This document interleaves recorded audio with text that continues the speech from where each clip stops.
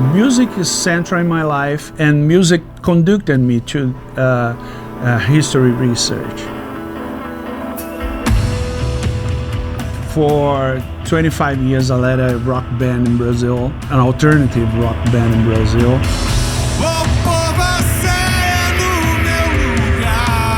In the final years, we conceived and produced an album dedicated to our hometown, Salvador da Bahia, which was one of the largest slave ports during the Transatlantic slave trade era.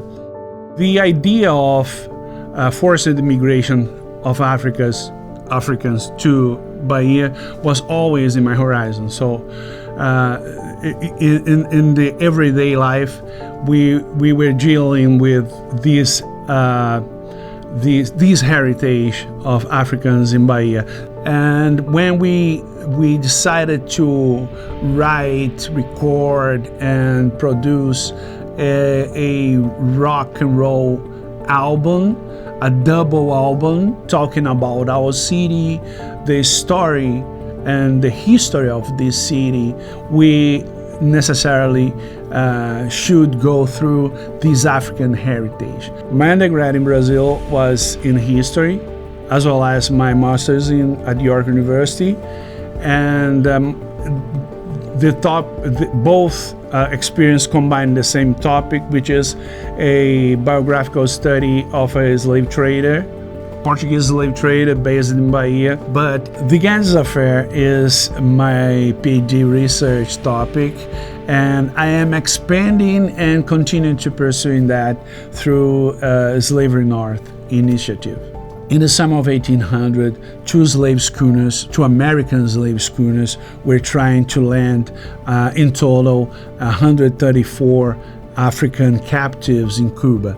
They were caught by an American sloop of war, the USS Ganges.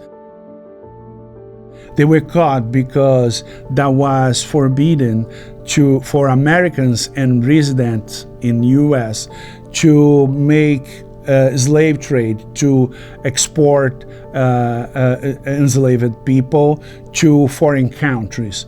So the captain of the USS Ganges drove them to Philadelphia. In Philadelphia, this case were put under the care of the federal judge Richard Peters, and he considered the African captives as an illegal cargo. So they liberated them from the bondage and put them under the guard of the Pennsylvania Abolition Society, and little by little got to spread them in many different households, Quakers' households, using a document, a servitude contract, an indenture. They became then servants of those Quaker families for a certain period of time. So my research intends to say that the first case of liberated Africans didn't happen in Sierra Leone, didn't happen in West Indies, in Tortola, as previously believed, but in Philadelphia, and not in 1808 or 1807, but in 1800.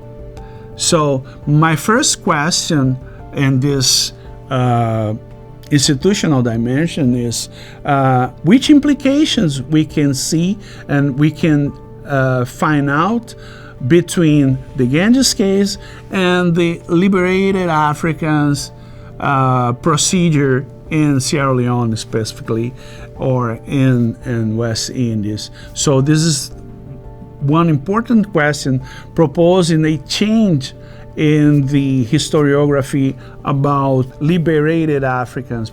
Slavery North made possible for me to be in touch with the central documentation to my research, and now I am going to write a chapter exactly about indentures, and I wasn't able to do it without without my participation in Slavery North as a fellow.